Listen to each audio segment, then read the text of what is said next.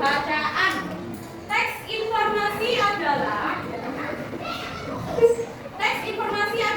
naskah atau bacaan yang berupa kata-kata dari penulis yang disajikan sesuai kenyataan atau mengandung kebenaran.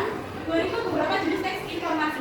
Jadi yang namanya teks informasi itu dibuat sesuai kenyataan, kebenaran, tidak dibuat secara khayalan atau yang tidak sebenarnya atau berbohong-bohongan, tidak.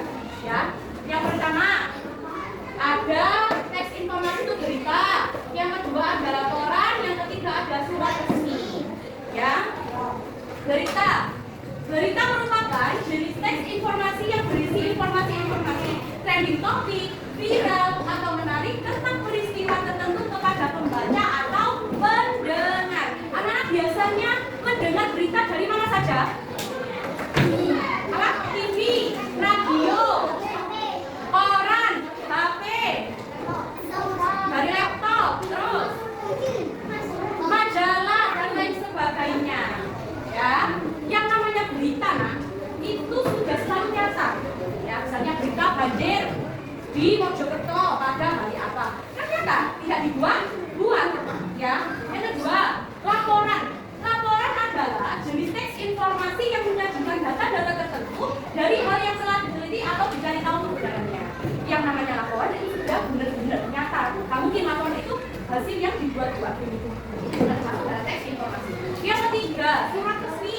Suatu surat yang diterbitkan oleh perorangan, organisasi atau lembaga tertentu yang bersifat formal serta berkepentingan resmi. Yang resmi misalnya, Bu Erwin mengundang orang tua kalian untuk mengambil rapor kalian kalau di akhir kenaikan kelas. Itu termasuk surat resmi.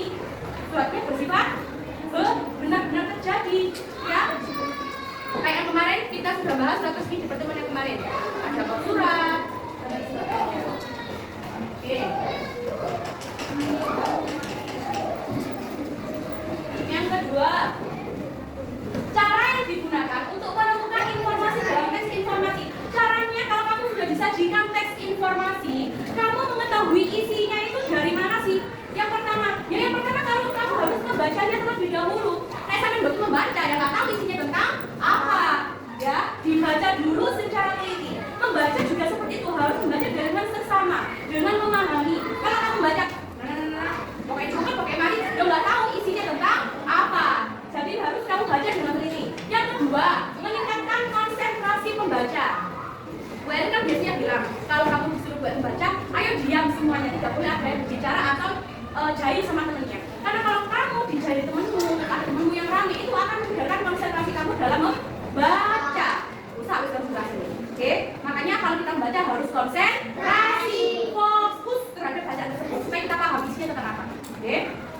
Yang ketiga, memperhatikan kata kunci yang dicetak tebal atau mirip. Biasanya ada kata kuncinya di situ dalam bacaan itu biasanya ada yang dicetak tebal, ada yang dicetak mirip. Itu kata kunci. Lanjut. Nah, kalau kamu sudah disuguhkan suatu teks informasi, biasanya dalam hati kamu itu ada pertanyaan. Apa sih yang terjadi dalam cerita yang sedang kita ini? Siapa sih pelakunya kecelakaan kemarin? Kronologinya tentang apa? Mengapa kok terjadi kecelakaan? Terus bagaimana kondisinya sekarang? Itu kan termasuk dalam kalimat tanya. Ya. Jadi kalimat tanya nanti ada di dalam teks informasi, mencakup semuanya di situ. Oke. Kalimat tanya itu kalimat yang berisi pertanyaan yang digunakan seseorang untuk mendapatkan jawaban terkait suatu informasi yang ingin diperoleh. Kalimat tanya yang pertama ada apa? Apa? Siapa? Di mana? Mengapa? Kenapa dan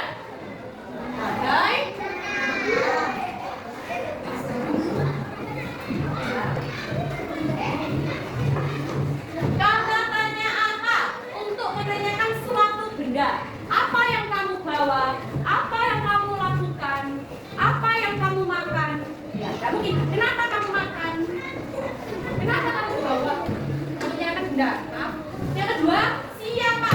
Untuk menanyakan orang atau subjeknya. Siapa yang mengotori kelas 3A? Siapa yang mengajar kelas 3A? Menanyakan orang.